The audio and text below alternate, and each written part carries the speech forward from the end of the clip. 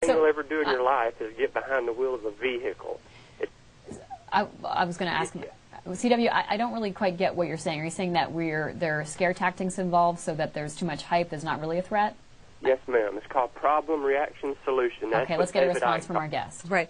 Thank you for the question. One of the things I lay out in this book is documentation that the Justice Department has gathered over the last couple of years. And what you see in that is that there has been a documented case of homegrown terrorism, and these are cases involving American citizens with some type of tie to an international terrorist organization every 2 to 3 weeks since about January of 2009. So the numbers are there. People ask me, how many people are there within the United States? I can't tell you that, but I can tell you what these cases are, and you see these cases following a couple of different patterns. One, these are American citizens who have traveled overseas, for example, to Pakistan or to Yemen to get training. Perhaps one of the most famous cases is the Times Square bomber Faisal Shahzad. This was a young man who traveled to Pakistan. He got his training from the Taliban.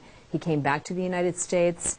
He drove an SUV into Times Square, and he thought he had a viable explosive device. And many counterterrorism officials will say to you that they actually believe that was a successful attack against the United States. The only thing that sort of saved us in that situation was the fact that the bomb did not detonate. And then there are other cases where you see people launch these attacks, but they haven't had training overseas. They are sort of kind of do-it-yourself operations at home. In some of these cases, we've intercepted them or disrupted them through FBI sting operations, like the case last year, the young man who tried to detonate a car bomb at a Christmas tree lighting ceremony. And then you have Fort Hood, where, in my opinion, it's not an accident that you had this email relationship between the alleged shooter, Major Nadal Hassan, and Anwar al-Awlaki. In a lot of ways, Anwar al-Awlaki is like the Dear Abby of the jihadist world. When people have problems or questions about their faith or their motivations, they go to him and they try and seek the answers. Looking at a story in the New York Times today, militants, some with links to al-Qaeda, advance in Yemen. Right. Robert F. Worth reports from Yemen. The ancient port city of Aden is now virtually surrounded by roving gangs of Islamist militia fighters, some linked to al-Qaeda, who have captured at least 2 towns, stormed prisons, and looted banks and military depots in southern Yemen. Yet the Yemeni government, still busy fighting unarmed protesters farther north, has done little to stop the jihadists. Well, one of the things I lay out in this book is that Yemen is really one of the emerging threat hubs. In some respects, it may become like Afghanistan on steroids, because what you've got in that country is that it's nearly a failed state right now. The president has left. He was seriously injured in a mortar attack by the opposition. He's in Saudi Arabia. And this was only a unified country over the past 20 years in 1990s. So it has a history of breaking apart, if you will. And what we've seen in the last 4 or 5 months is that al-Qaeda and other extremists have been able to develop a firmer hold on the southern part of the country.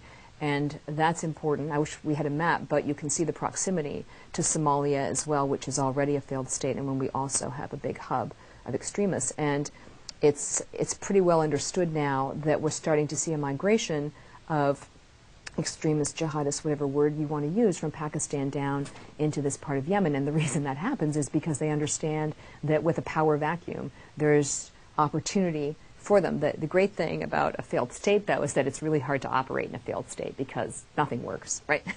You know, the infrastructure is not there. So it's a little bit of a double-edged sword. But Yemen, I really believe, is at the center. And just one final point on that. The leadership of al-Qaeda in Yemen, or the central figures in that group, is really unlike any other that we see right now, because I call it the trifecta. There is among the leadership a former Guantanamo detainee. Unfortunately, these people who get out and go back to the battlefield have a lot of street cred that they didn't have before they become really rock stars. You have the American who has, I wouldn't say resonates in the Arab world, but has this, draw in the West. And then you have someone called Nasser al-Wahishi, who was a longtime personal aide to Osama bin Laden. So he has that line in traditional al-Qaeda. So this is a leadership that we don't see anywhere else within these al-Qaeda franchises in the world. Ed joins us from Jackson, Tennessee, Independent Line. How y'all doing? Good morning. Thanks for calling. This is so overblown, as Professor John Mueller points out. And here's a quote from James Madison. A standing military force with an overgrown executive will not long be safe companions to liberty. the means of defense against foreign danger have been always the instruments of tyranny at home. For example, number of American soldiers who died in combat last year, 455. Minimum number who committed suicide, 407. Listen to this one. Number of American civilians who died worldwide in terrorist attacks last year, 8. Minimum number who died after being struck by lightning, 29. Tobacco kills 5.5 million people per year around the globe. I wish every time C-SPAN would have one of these quacksters on here. Please get Professor John Mueller on here to rebut them. Okay, now we don't have to use name calling. We don't have to resort to that. Well, let's take your point, though, and dissect that, discuss it a little bit. Well, I would just tell you that I lay out in the book the number of documented cases. And as I said, we've seen a case of homegrown terrorism with some kind of international link every 2 to 3 weeks since January of 2009. I can't argue the facts more than I can lay them out for you. And you have to decide whether that is overblown or not. But there's a difference between a series of car accidents and a terrorist attack. A terrorist attack is an act of violence to promote a political end, and that is why it has the impact that it does, unfortunately. There is some conversation on Twitter just talking about, expressing, I guess, concern for raising the level of fear, raising the level of suspicion. And so one of the folks writes, I think you're on to trump up fear and justify further invasions of privacy and such. So how do you balance the need that a couple of our callers have touched on for privacy and safety? Well, I wouldn't say in the course of my reporting that I invade anyone's privacy. I've never had that. I've never had that accusation. I just go where the facts lead, and I would argue in this book that what you see is real boots-on-the-ground reporting in a way that you haven't often seen in other ways. For example, in the book, I get this al-Qaeda tape from the group in Yemen, and I think people would be surprised to learn that in the process of getting that tape, first of all, the operative wanted $30,000 for that tape. We don't pay at Vox for tapes, but I'm just telling you that number because it gives you an idea of one of the ways they try and raise money. Number two, when I ultimately got this message from Anwar al-Awlaki, it was buried in a file-sharing website that was filled with pornography. So they use these sites to transmit their messages because they're under the false belief that law enforcement can't go to these sites, or government computers can't go to these sites. And the other thing I'd say about this tape is that we had it analyzed by a forensic audio analyst, and what he said to us is that something called reverb had been added to the tape. So when you listen to the tape, it sounded like Awlaki was in this giant mosque speaking to 10,000 people, and it had this sense of grandeur to it. But in fact, he was probably in a closet with his computer taping this thing. So I just show that as an illustration of what I've done. I don't think I invaded his privacy. No, I think what the folks on Twitter are referring to is the idea of how far should the government go. Oh, how far should And so as you as a reporter is covering this and watching it, this is really how tough. do you balance the personal privacy and security of Americans versus the need for information? Well, I think this is very tough because in the book what I explain is that back in 2006 and 2007, al-Qaeda leadership made a very sort of had a policy shift. They saw that we were aggressively looking at people from the Middle East and Afghanistan and Pakistan and their travels to those countries. And they felt that what they needed to do was now look at Western recruits and especially American recruits as the new gold standard because, number one, they have this ease of travel with the American passport, and number two, because we are Americans and our system is the great system that it is, that we have built-in protections, right? So it's harder for law enforcement to look at Americans. So that's, I think, where sort of the rubber hits the road on this one. I mean, this was not an accident. This was a deliberate decision to go after Western recruits for those very reasons.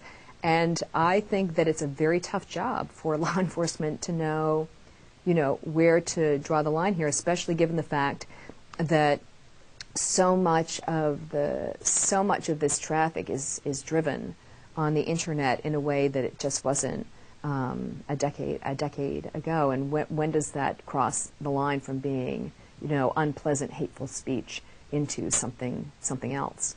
Washington, D.C. caller Alex is a Democrat. Good morning. Good morning. Good morning, ladies. Just had a two-part question. Where do you investigate in your book the involvement of homegrown terrorists such as Timothy McVeigh? I just read an article about the Northwest being a hotbed for extremists who are anti-government and white supremacists. That's a good question, and I think that's probably a book unto its own, but I do not look at that question in my book. I look specifically at what I call this new generation Al-Qaeda 2.0, or these digital jihadists, and the central thread in the book is this American who's the first American on the CIA's killer capture list. But thank you for the question. Catherine Herridge, one final question. Talk to us a little about how you do your investigative work, because as you've mentioned a few times, in the book you really do take us through your daily life as an investigator, working sources, working contacts, getting information, and you've been able to uncover information here that others have not. How do you do that? Well, I think there are a couple of things here. One of the things I think people will find striking about the book is that there's a lot of passion in the book, and I think that's there because I'm in a military family, so on these sort of national security issues, I'm not on the sidelines. I'm feeling the impact in the reporting, and I think that really is infused in the book. In fact, I dedicate the book to people who serve because, let me tell you, I understand that this is not easy for people in the services or people in law enforcement and the intelligence community. I've done this work since 9/11, but before that, I really cut my teeth on terrorism in the UK during the mainland bombing campaign of the IRA. So this is something that I've really been following for the better part of 20 years now. And I think what you learn over time is that there's no substitute for experience, and then at the end of the day, you only have your relationships and your contacts. And I had a lot of help from people to write this book. And I have to say the investigators who dealt with Anwar al-Awlaki right after 9/11, in particular Ray Fournier, who was the agent who got the arrest warrant against him, really stepped up to the plate to tell that story. And I hope one of the things that the book fleshes out really is why this information about al-Awlaki in 2002 was, in my opinion, kind of covered up and was never fully explained. Not because there needs to be blame, but because we want to avoid the same mistake again. Here's a guy who's been at the heart of two major plots against the United States, and we had him until we let him walk away. Catherine Herridge, Fox News national correspondent and author of the book The Next Wave on the Hunt for Al-Qaeda's American Recruits. Thank you for being here. Thank you very much for having me. I enjoyed it. Enjoyed the questions, too. Coming up, we'll talk about the troop drawdown in Afghanistan and how that may play out with retired Brigadier General David Reist. We'll be right back.